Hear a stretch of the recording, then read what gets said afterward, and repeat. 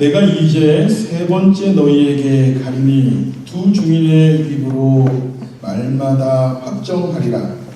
내가 이미 말하였거니와 지금 떠나 있으나 두 번째 대면하였을 때와 같이 전에 죄 지은 자들과 그 남은 모든 사람에게 미리 말하노니 내가 다시 가면 용서하지 아니하리라. 이는 그리스도께서 내 안에 말씀하시는 증거를 너희가 구함이니 그는 너희에게 대하여 악하지 않고 도리어 너희 안에서 강하시니라. 그리스도께서 약하심으로 십자가에 못 박히셨으나 하나님의 능력으로 살아 계시니 우리도 그 안에서 약하나 너희에게 대하여 하나님의 능력으로 그와 함께 살리라. 너희는 마음 안에 있는가 너희 자신을 시험하고 너희 자신을 확증하라. 그리스도께서 너희 안에 계신 줄을 너희가 스스로 알지 못하느냐? 그렇지 않으면 너희는 버림받은 자니라.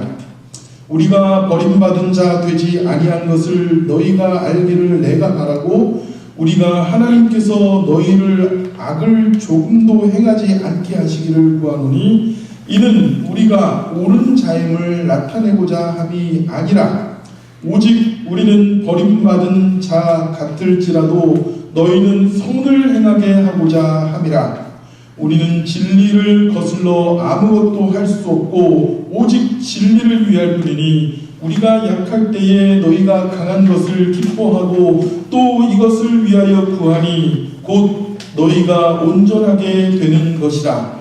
그러므로 내가 떠나 있을 때에 이렇게 쓰는 것은 대면할 때에 주께서 너희를 넘어뜨리려 하지 않고 세우려 하여 내게 주신 그 고난을 따라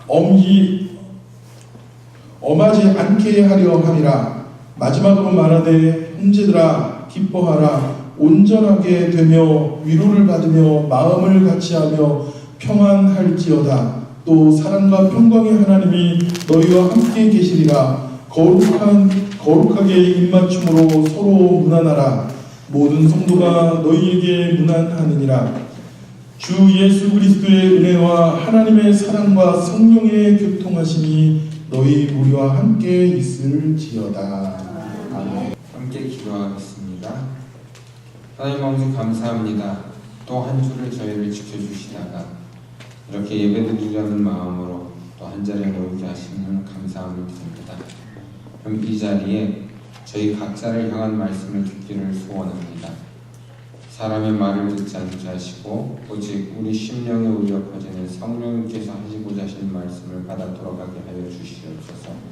저희 영혼이 깨어야 되겠사오니 예수 그리스도의 보혈로 저희의 모든 얼룩진 마음들을 씻어주시고 저희들의 죄악들을 용서하시고 악한 영들을 물리쳐 주시고 참으로 순결한 마음으로 주님의 말씀을 받아 마음에 새기고 돌아갈 수 있게 하여 주시옵소서. 주님 말씀하시옵소서. 종들이 듣겠나이다. 예수님의 이름으로 기도합니다.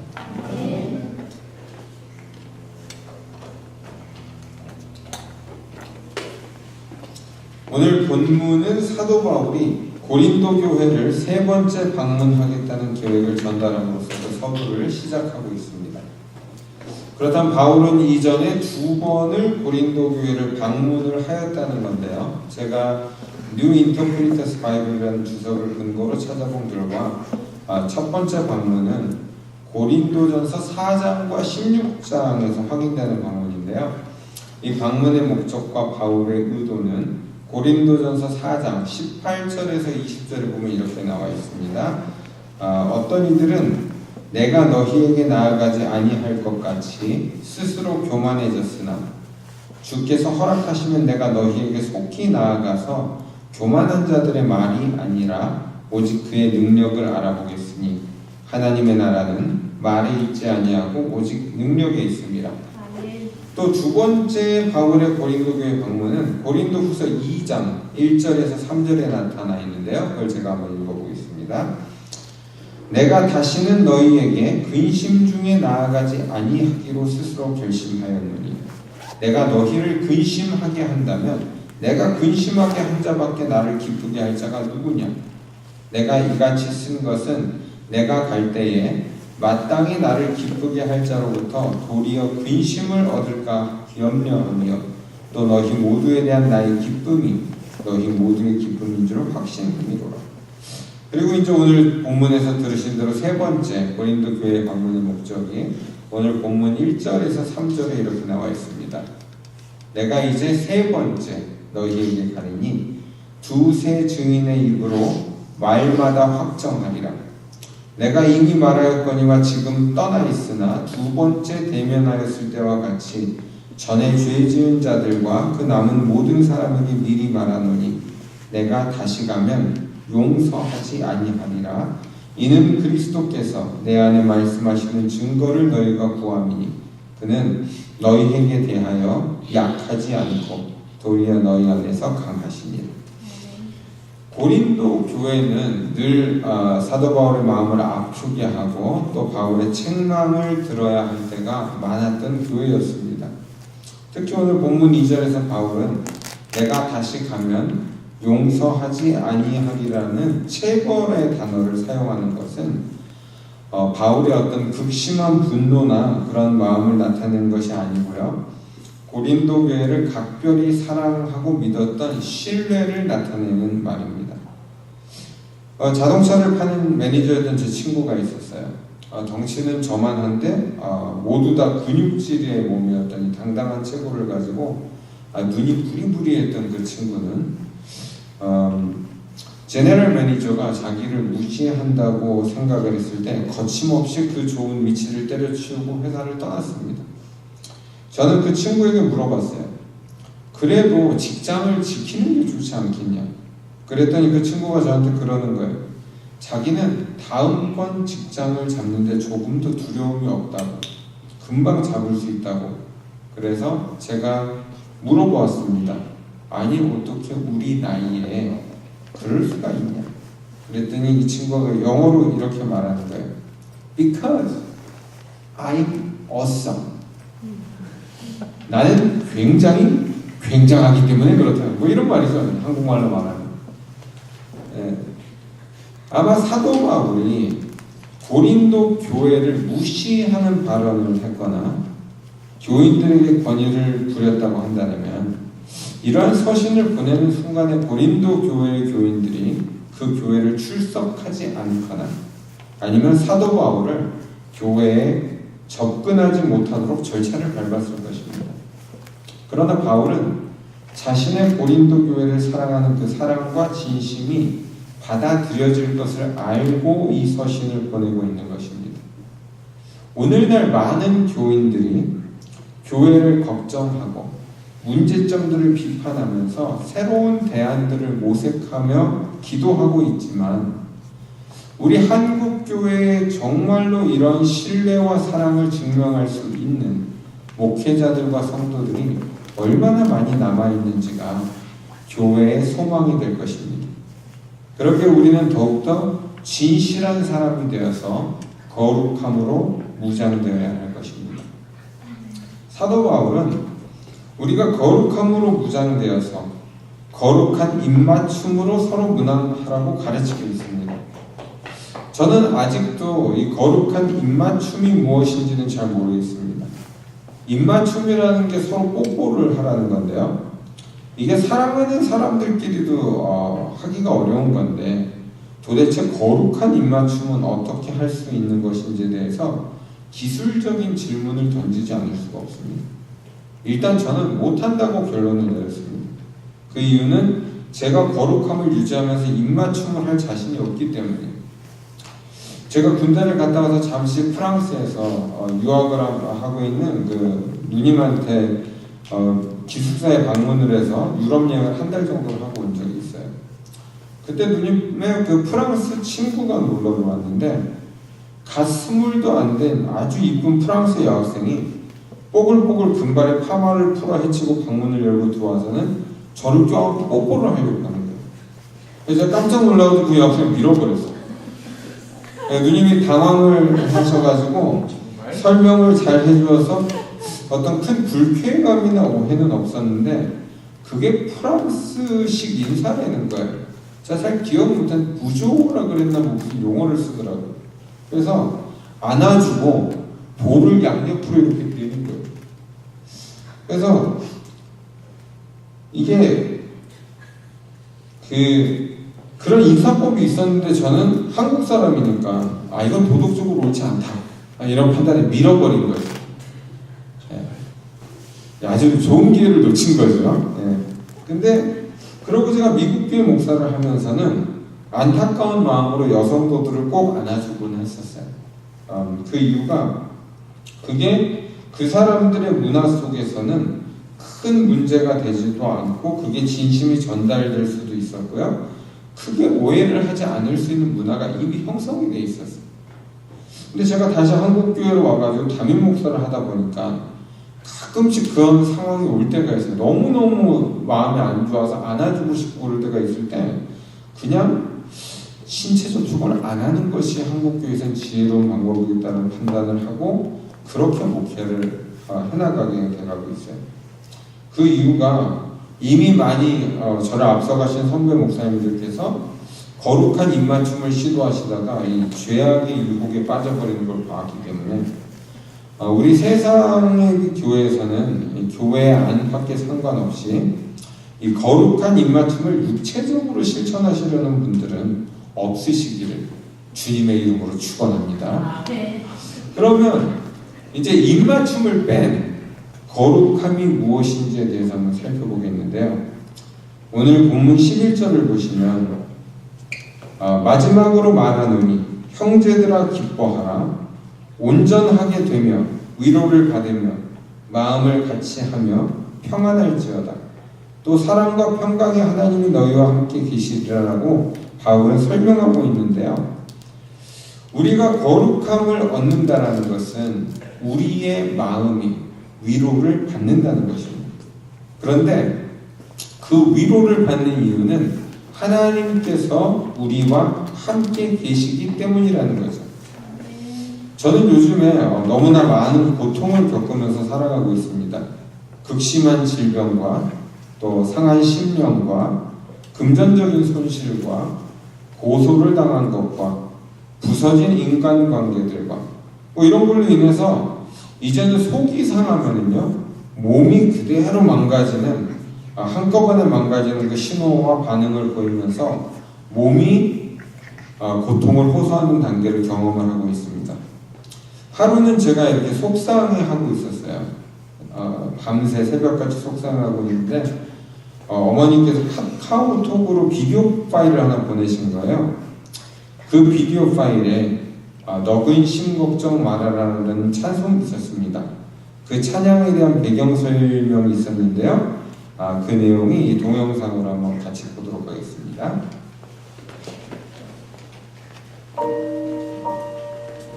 (1904년) 마틴 목사 부부는 9살 난 아들과 함께 뉴욕에 있는 한 성경학교를 방문했습니다. 아내 마틴 여사의 건강이 좋지 않아 사역의 여정이 힘겨웠지만 성경학교 교장과 공동으로 찬송가 편집 작업을 하던 중이라 일정을 취소할 수가 없었습니다. 그런데 마틴 여사의 몸이 더 쇠약해져 남편인 마틴 목사가 병상을 떠나지 못할 정도가 되었습니다. 이때 어느 교회에서 마틴 목사에게 주일 저녁 예배 설교를 부탁해왔습니다. 아내의 병간으로 의심이 컸던 그는 고민을 하다가 설교 부탁을 거절하려 했습니다. 이 모습을 지켜보던 어린아들이 마틴 목사에게 다가왔습니다. 아빠, 만일 오늘 밤 그곳에서 설교하는 것이 하나님 뜻이라면 아빠가 안 계시는 동안 하나님께서 엄마를 지켜주시리라 생각하지 않으세요? 아들의 말에 부부는 큰 감동을 받았고 마틴 목사는 기쁜 마음으로 집을 나섰습니다. 그날 밤 마틴 목사는 깊이 있고 열정적인 설교로 많은 성도들의 마음을 이룩했습니다. 예배를 마치고 서둘러 집으로 돌아온 마틴 목사에게 아내가 병상에서 직접 쓴 시를 건네주었습니다. 그 시는 아들의 말에 영감을 얻어 쓴 시였습니다. 쪽지를 받아든 마틴 목사는 오르간 앞에 앉아 음표를 적어나갔습니다. 그리고 그 밤 온 가족이 병상 주변에서 이 찬송을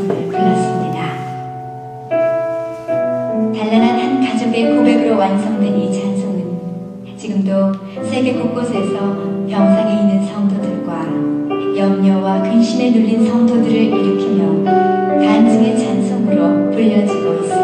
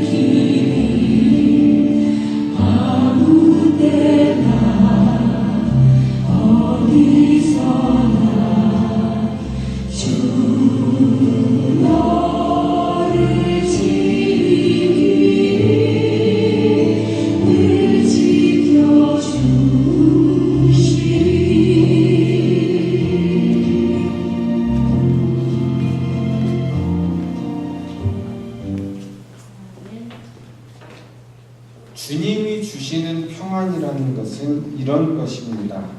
이 세상이 주는 부귀와 명예가 주님이 주시는 평안을 가져오는 것이 아니라 오직 믿음으로 순결하게 자기의 사명을 다해서 감당했던 거룩한 입술들의 고백들이 주님을 그리스도로 고백하게 하는 교회의 기초로 사용되어 왔던 것입니다. 오늘날 주님을 사랑한다고 하면서 주님을 이용하여 자신의 세상적 기반을 마련해 보려고 눈독을 들이고 거짓된 신앙생활을 하는 다수 크리스천들의 모습 속에서는 오늘 고린도 교회를 향한 사도 바울의 메시지가 받아들여져서 다시 한번 회개하고 거룩함에 도달할 수 있을 때에야 비로소 그리스도의 십자가 보혈로 죄사함을 받고 성령을 선물로 받아 거룩함에 이르는 거룩한 성도들의 모임인 교회의 본질이 회복되게 되어 있는 것입니다. 사도 바울은 오늘 본문 5절에서 변질된 고린도 교회 교인들을 향해서 이렇게 도전합니다. 너희는 믿음 안에 있는가? 너희 자신을 시험하고 너희 자신을 확증하라. 예수 그리스도께서 너희 안에 계신 줄을 너희가 스스로 알지 못하느냐? 그렇지 않으면 너희는 버림받은 자니라.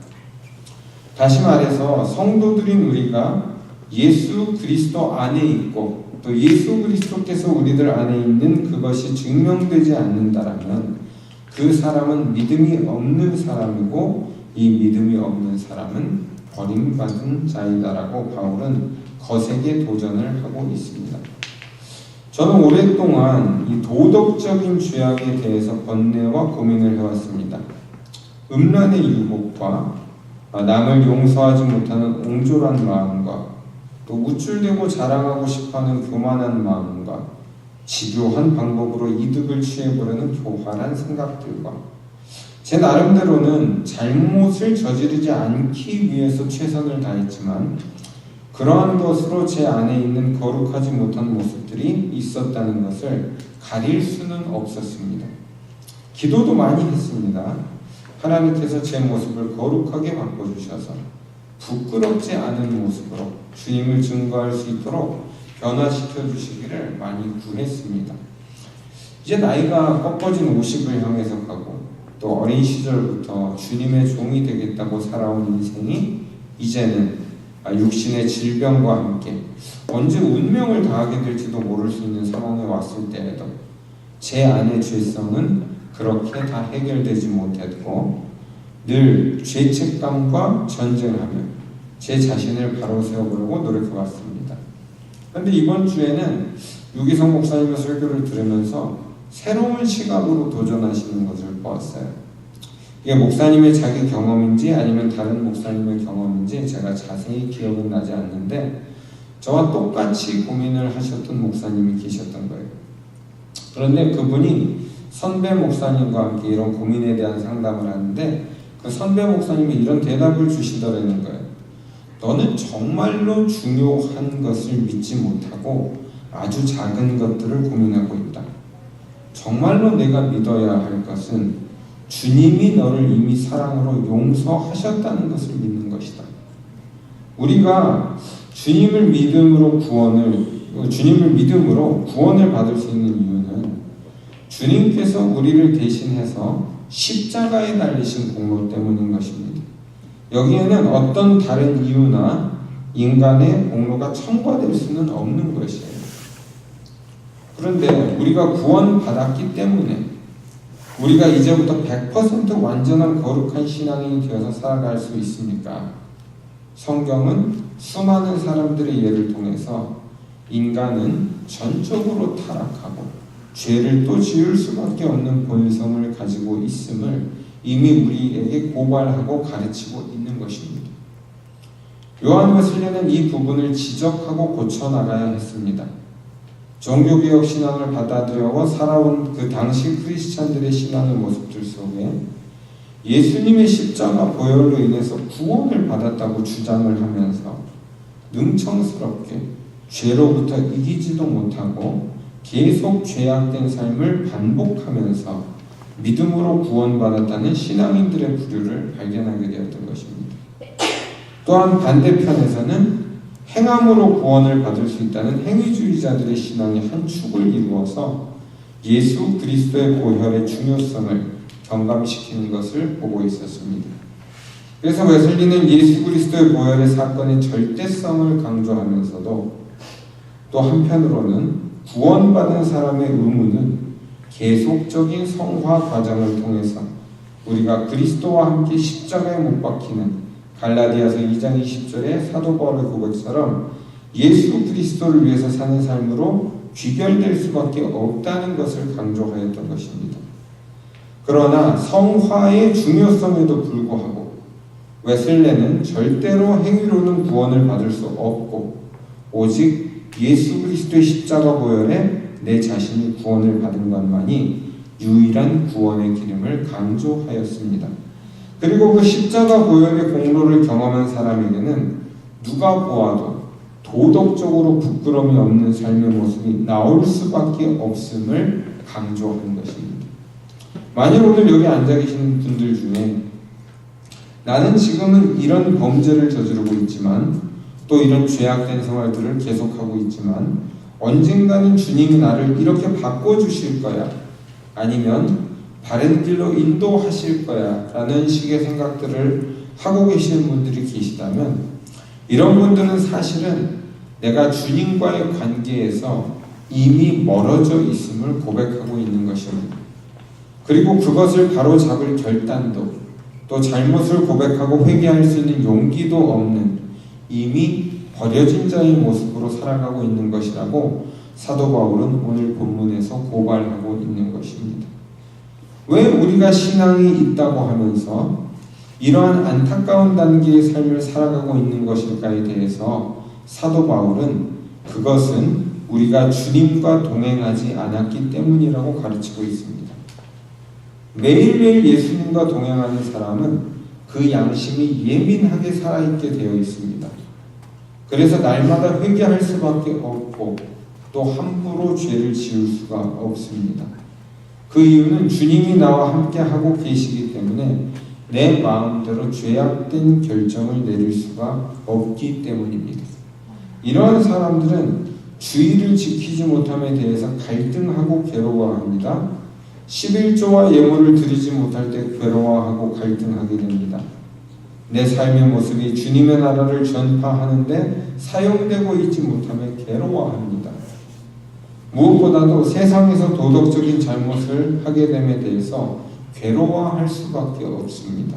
그 이유는 예수님의 십자가 보혈이 우리를 죄로부터 구원해내신 뒤에 주님이 약속하신 성령님께서 우리 마음속에 내주하시며 주님이 가르치신 모든 것들을 우리에게 떠올려 주실 것이기 때문에 우리는 성령님께서 주시는 가르침에 따라서 무엇이 주님 보시기에 옳고 그른지를 말씀을 근거로 알 수밖에 없기 때문입니다.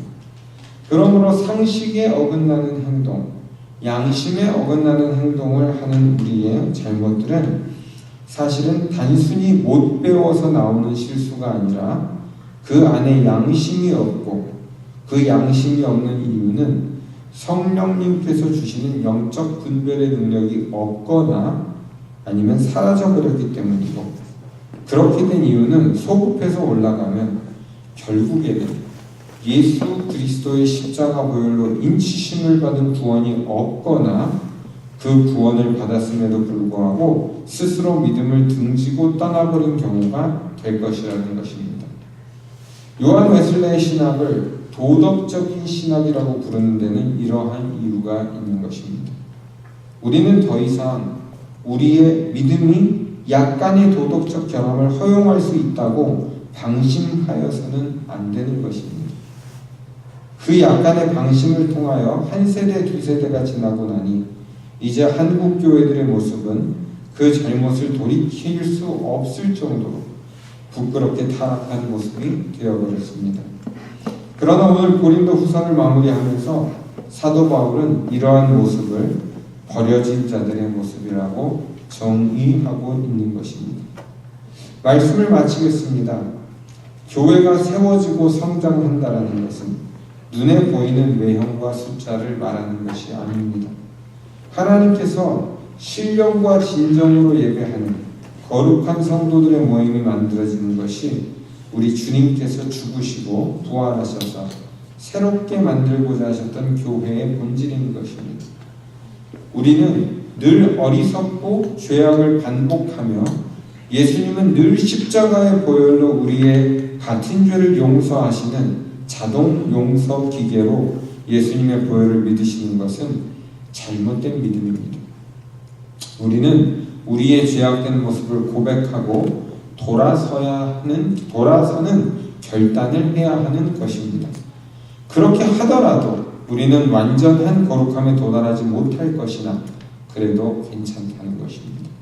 그 이유는 우리가 진심으로 죄악으로부터 단절하고 거룩하게 살아가려고 결단할 때에 이미 주님의 보혈이 우리 죄를 늘 용서하시고 지켜보호하실 것이기 때문입니다. 그러나 하나님은 만홀히 여김을 받지 아니할 것이기 때문에 알면서도 의도적으로 저지르는 죄악을 반복할 때에 우리가 십자가와 보혈을 외친다고 하여 그것에 속으셔서 하나님께서 우리를 구원해 내셔야 하는 의무는 없다는 것입니다. 그러므로 우리의 신앙 속에는 예수 십자가 보혈로 인한 구원과 함께 나의 결단과 의지로 성령님의 인도하심을 따라 살아가는 경건한 성화의 능력이 뒤따라야 할 것입니다. 이것을 거룩한 입맞춤이라고 사도 바울은 오늘 본문에서 말하고 있는 것입니다. 이 한 주를 살아가시는 동안 다시 한번 우리가 구원받은 백성인지 확인하시고 거룩함을 지키심으로 주님이 주시는 사랑과 보호가 우리 세상의 빛교회 성도들의 삶 속에 그리고 이 설교를 듣고 아멘으로 화답하시는 모든 분들에게 영원히 함께 하시기를 예수님의 이름으로 축원합니다.